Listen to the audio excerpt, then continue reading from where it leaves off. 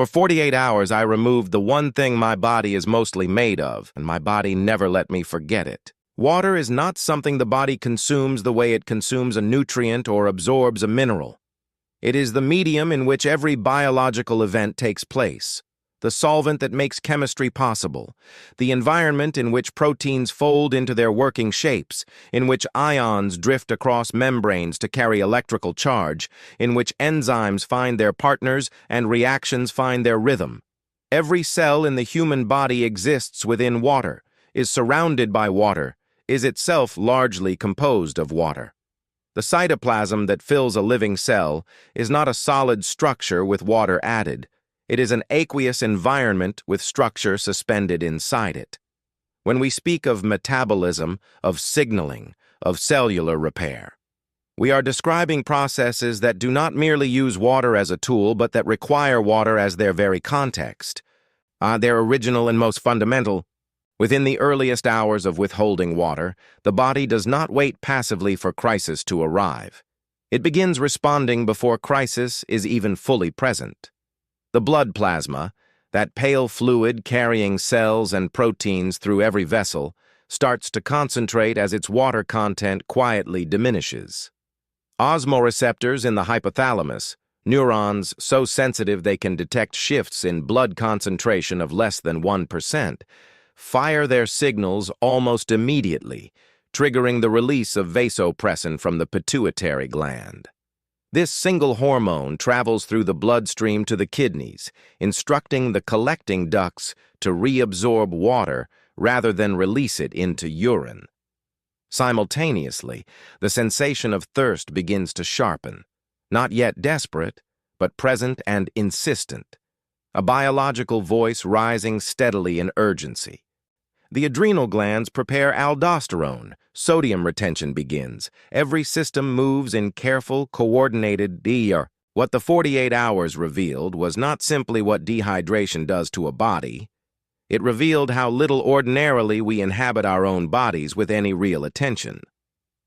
We move through days, consulting our minds, our schedules, our screens, while the body beneath all of that continues its silent, extraordinary labor without ever requesting acknowledgement. But deprivation changes that arrangement entirely. When water disappeared, the body stopped being background.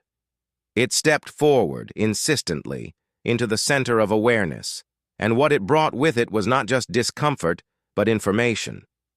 The dull compression behind the eyes, the subtle slowing of thought, the strange flatness that settled over ordinary motivation, none of these were random.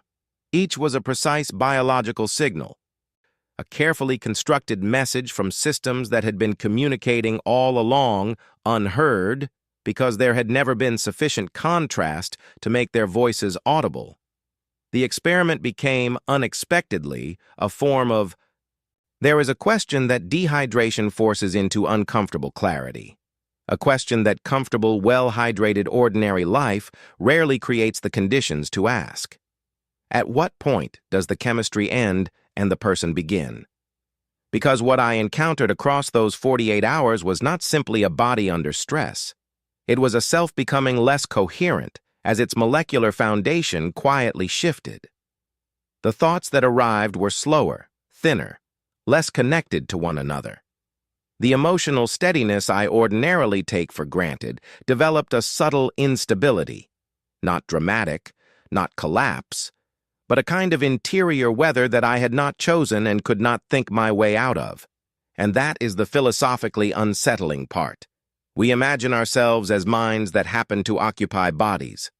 But the mind that I believe I am, curious, reflective, capable of sustained reasoning, was visibly, measurably dependent on the concentration of dissolved particles in my...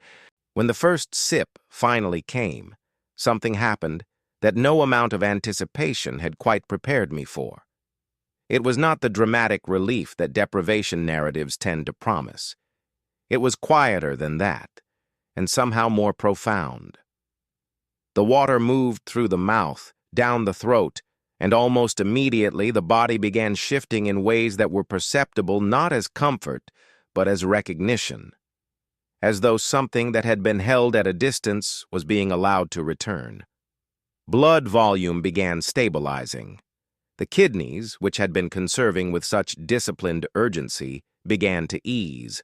Cellular walls that had subtly stiffened under osmotic pressure started to recover their suppleness.